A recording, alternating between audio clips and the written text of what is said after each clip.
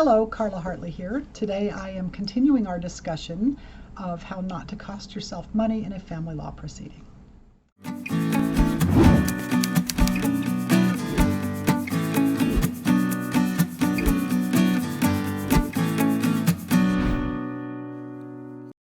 All right, so attorneys are expensive. Good attorneys are very expensive. I think that is an undisputed fact. It's one of the reasons people often feel that they're getting away with something if they can manage not to pay their attorney. Now, having said that, many people look for the best attorney that they can get, and they commit themselves in a contract to pay for that attorney to work on their case, and they commit in the contract, in most of these contracts, to, if not listen to the attorney, at least to hear us and consider what we have to say. It's in some contracts, it's not in others. I would suggest it's implied. However, if you've gone and done your homework and you've hired an attorney who is really staying current on everything that's going on in their field, okay, and family law is not just one area of law. In family law, we've got to be able to figure out how to get people out of anything at all that two people can get into together. This requires us to be able to bridge the gap out of family law, look at real property law, look at Securities and Exchange Commission law in some cases, look at federal, the FCC laws, to look at IRS laws. We've got to figure bankruptcy, there you go, that's a big one, to figure out what's going on and how these different things that people get into can impact the case. Business and professions code, all sorts of things like this are going to impact your case. And you have chosen an attorney who knows what they're doing and stays not just current, but really is working on knowing what's going on in their area of law. So, for instance, our firm, let me back up. The state of California requires that attorneys have, I think it's 24 or 25 hours of continuing legal education every 3 years. I don't believe I have ever logged that low a number of continuing legal education credits. I've had years where I've done 128 to 130 credits of continuing legal education. Most years, I think we're between 60 and 90. That is because family law is the most rapidly changing area of law in the country, and California kind of leads the way with this. So staying current, becoming experts, becoming as informed as we possibly can be in our area of law requires a lot more than 8 1/3 hours per year in just family law. And then there's all the other kinds of laws that we've got to be able to figure out, right? So that's a significant financial investment. You figure 6 hours of law going to cost us $800 per attorney. My paralegals get 15 hours of family law focused attorney level continuing legal education classes. They don't get credit, but they get those classes every year. Well, except COVID year, but we're back on track this year. So you've paid for an attorney who knows what they're doing. You've selected an attorney that is going to be able to get you the best possible result under the facts and law of your case.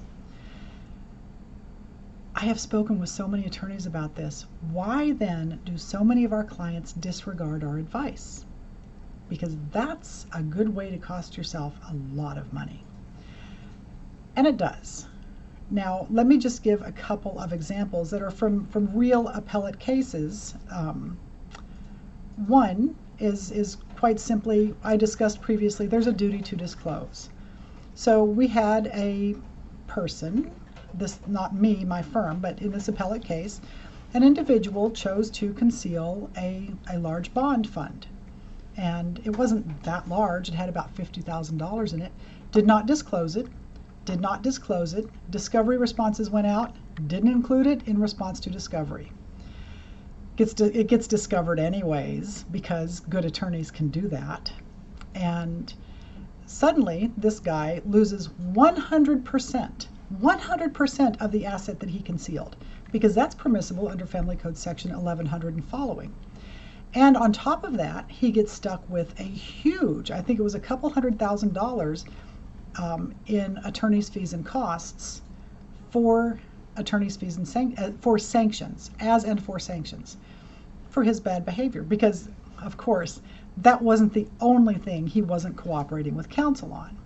Now, it may be that he had one of those attorneys who said, I'm telling you, you have to do this, but hey, if you want to do that, on your head be it. Don't know. I don't know, because that attorney can't say. The attorney has to represent the client and keep their communications with the client confidential. I can tell you how it would have gone with my firm if we had known this was being concealed, not disclosed. We would have required the client to either obey the law, or we would have removed ourselves from the case, because our reputation is at stake. Some attorneys are okay with gambling with their reputation. We do not. We take our reputation into every case that we go into the court to represent a client. That reputation goes with us. So we do not want to have it out there that we're hiding something from the court, ever. I would have left the case if that had been brought to my attention. And so this is where it starts costing the client even more money. Now you have to get a new attorney because you're not listening to your present counsel. That attorney has to look through everything and come up to speed on everything.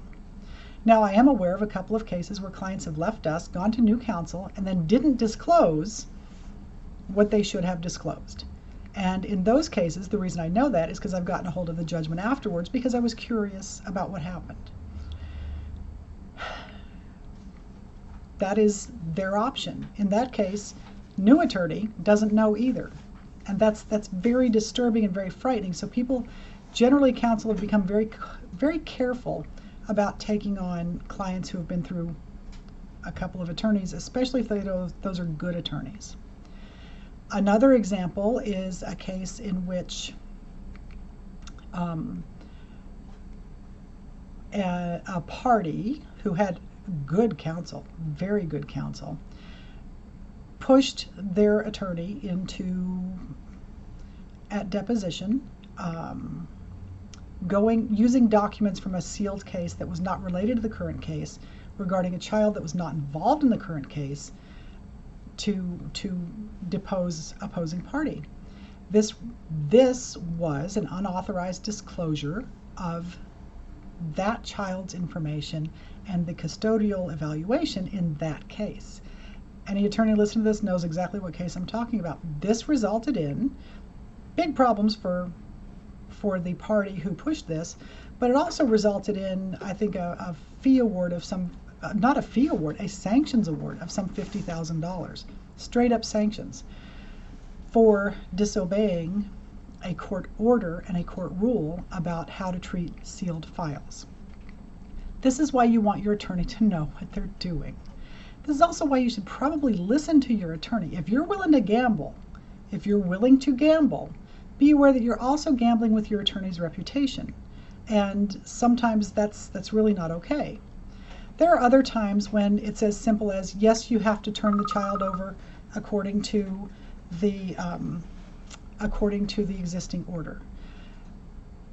Sometimes parties will talk to us, there's a child in danger, we can't advise them not to obey the order, but the flip side of that is, how do you advise someone to turn over a child that's in danger?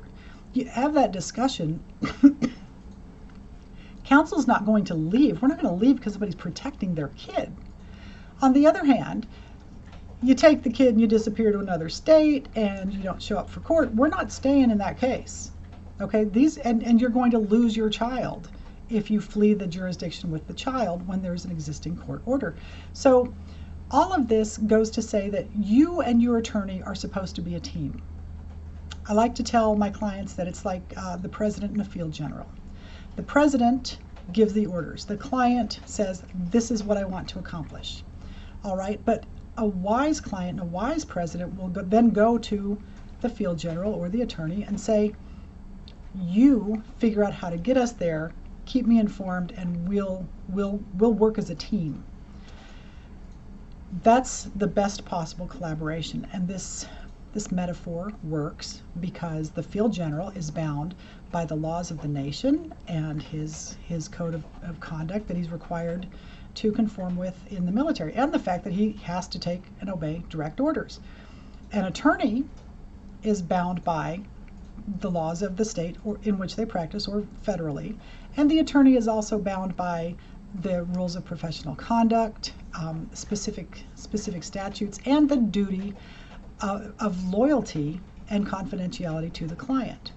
So all of this stuff, there are rules in place to protect everyone here, unless you're violating the rules.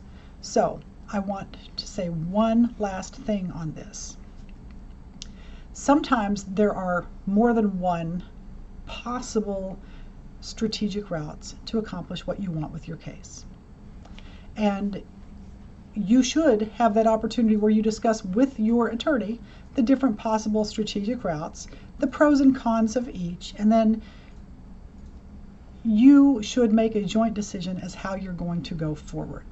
Now, if you choose the one that the attorney likes absolutely the worst, and it's just going to be a major problem down the line, and everybody can see that, except maybe the person who's not going to take the attorney's advice, that might be time to rethink the relationship. However, say the attorney really likes this plan, but for various reasons the client wants to go with a different plan that is equally viable.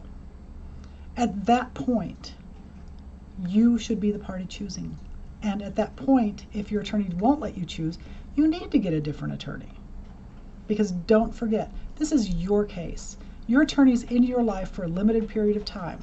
When your case is over, you've got to live with the results of your family law case.